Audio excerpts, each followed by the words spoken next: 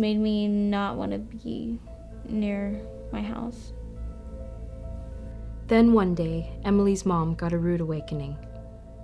She got a DUI, and it was the day of the Super Bowl, because the cops were pretty thick that day, I guess, and she had been drinking and she was driving, so they noticed and they pulled her over, put some cuffs on her, took her down to the station, and my dad had to go and get her, and they told her that she was gonna have to serve a week in jail and then start going to a rehab.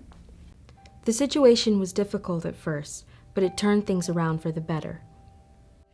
Well, once she started taking classes at Oasis, there was definite progress, and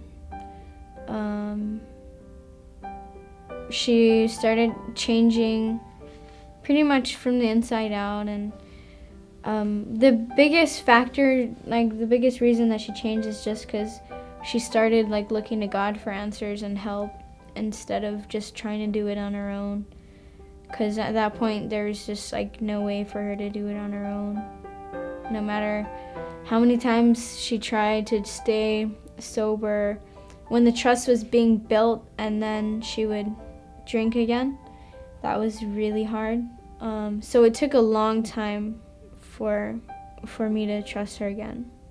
It was a struggle, but her mom was slowly making changes. Eventually, alcohol lost She its was grip on definitely her. making progress, and started living a sober lifestyle. Then she started teaching classes at Oasis too, and like helping other women to overcome the same things. Looking at Emily's family today, no one would guess that this was the same family that had problems with alcohol in the past. My family finally feels like a family again. It's really nice to have my mom back. Like, we're good now. We can sit there and laugh about something, and I can tell her how my day was, and I can actually ask her advice now, and she'll even ask me for advice sometimes, and so it's really cool. Like, in a way, my mom is my best friend. Emily has just turned 18, and already she is faced with choices. Knowing firsthand the deep pain that alcohol can cause, she has decided not to abuse alcohol, but there are other reasons she has made this choice. I don't need a drink to have a good time. I have some really good friends, just have fun and joke around and play music and stuff, and it's great, like playing guitar and writing songs and playing in my band. We'll do shows sometimes, and it's pretty fun. It's kind of like, I guess it's kind of exhilarating playing a show and not knowing if you're gonna mess up or do great. Bad things happen when people are drunk. Like, it can result in death just because you're not yourself really when you're drunk, and that's just not the path I want to take, and that's really just not the kind of person I want to be.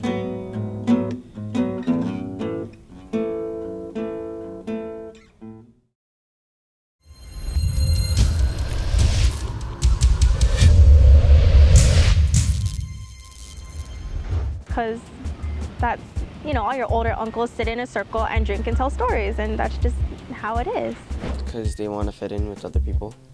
And they drink because they see the ads, of course, on TV and in movies, and then most especially within their families, I'm sure they see it a lot too. And well, because a lot of parents are heavy drinkers, so you're at that young age, and then you just kind of sneak yourself your own beer. They want to relieve their stress, they want to get their problems out, and they think it's the best way for them to do it. Honestly, I really do not encourage that.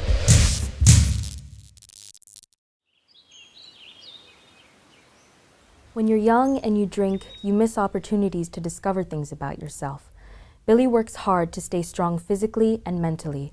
He avoids alcohol to stay in peak condition for this.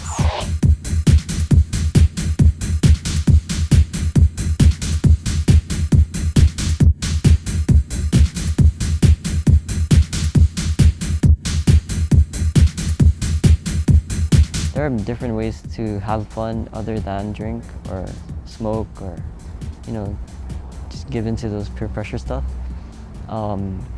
Like me, you could just get into breakdancing or free running, but also you could also get into sports, skateboarding, just playing instruments too.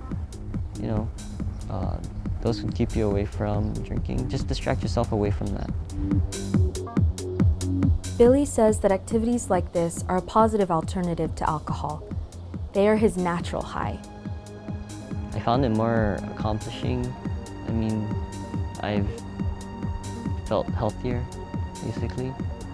I felt more mentally stronger. Like I could control what I'm thinking and just having good relationships with friends. He has witnessed friends getting drunk and has seen how badly alcohol affected them. Violence, yelling, cursing, accidents, and misjudgments follow after alcohol takes effect. I don't completely just reject them. I accept them as my friend and stuff and just watch out for them because I know the effects of it. I've seen people's behaviors just change. They usually alter, they just grow violent, they cuss out a lot, especially to their loved ones. That's the person that they hurt the most. Even as my friends would be drinking and stuff, I'd notice how emo they'd get. And I'm a happy kind of guy. I don't like the whole pessimism and just being negative and just hating yourself. People think that to be accepted, you gotta drink, but Billy is proving that is not the case. When friends try and pressure him to drink, he immediately declines. He knows that it will ruin his performance in the different hobbies he loves to do.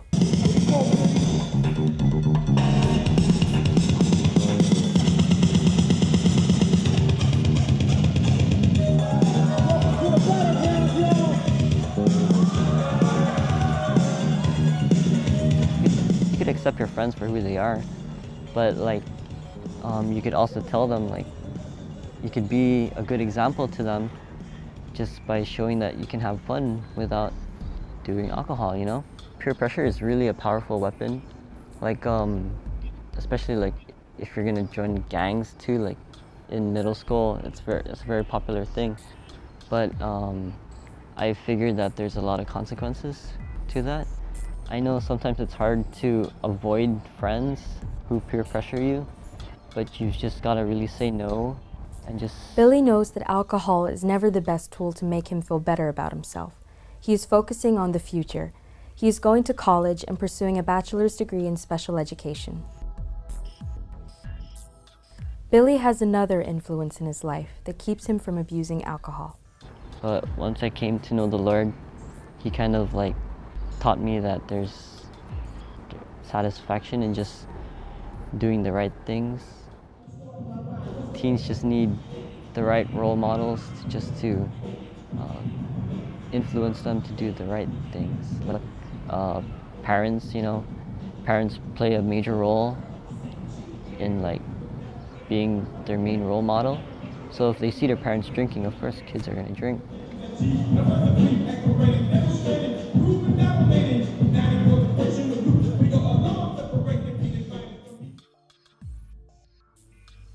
When alcohol is abused, when it is used as a crutch or an escape, it is dangerous. Like Daniel, Marjorie, Emily, and Billy, you're going to make up your own mind about alcohol. You've now heard their true stories. I hope you'll think about what they've had to say, and be honest. Ask yourself a couple of questions. Am I risking hurting someone I love? Am I risking hurting myself?